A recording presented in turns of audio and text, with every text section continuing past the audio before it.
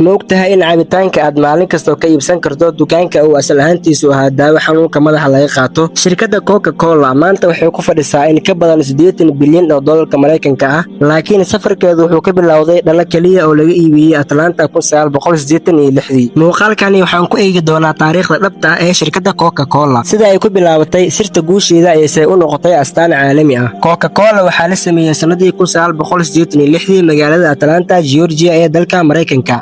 Dr. John Pemberton oo ahaa farmashiye ayaa sameeyey dareero cusub oo loogu talagalay inuu noqdo daawo xanuunka madaxa iyo daalka lagu daaweeyo. Wuxuuna ku daray walxo sida Coca leaves oo ka yimaada geedka kookeenka laga helo, iyo Cola nutris taasoo leh caffeine. Markii hore waxaa lagu iibin jiray koob waxaana loogu yeeri jiray dareero caafimaad. Laakiin isagu ma ogeyn in waxa uu bilaabay ay noqon doonaan mid ka mid ah cabitaanada ugu caansan taariikhda bini'aadamka. Laakiin Pemberton ganacsigiisa wuxuu u wareejiyey Asa Candler, ganacsado weyn oo xayeysiinta si weyn u fahmay. Ninkani wuxuu ahaa ninkii u bedelay Coca-Cola magac iyo muuqaal ganacsi, isagoo bilaabay inuu xayeysiis xoogan ka sameeyo wargeysyada, wadooyinka iyo dukaan kasta. Intii lagu guda jiray dagaalkii labaad ee adduunka, Coca-Cola waxay go'aansatay inay u dirto dhammaan askarta Mareykanka cabitaan lacag la'aan ah. Taasina waxay keentay in warshado Coca-Cola laga dhiso meelo badan oo dunida ka mid ah si loogu adeego ciidamada, arrintaas oo si lama filaan ah u noqotay fursad ganacsiyeed. Markii uu dhamaaday dagaalka, warshadihiisa waxay noqdeen xarumo ganacsi oo rasmi ah. Sidaas ayay Coca-Cola u faaftay Yurub, Aasiya, Afrika iyo Latin America. Dabcan halkaas kuma joogsanin, Coca-Cola waxay wajahday tartan adag, gaar ahaan Pepsi, shirkad kale oo cabitaan ah oo isku dayday inay la tartanto Coca-Cola. Haddaba Pepsi waxay la timid fikrado cusub, xayeysiisyo dhalinyaradu ay jecel yihiin iyo qiimo jaban, laakiin Coca-Cola waxay difaacday suuqa iyadoo cusboonaysiisay nashqadeeda iyo dhadhanka cabitaanka. Sanadkii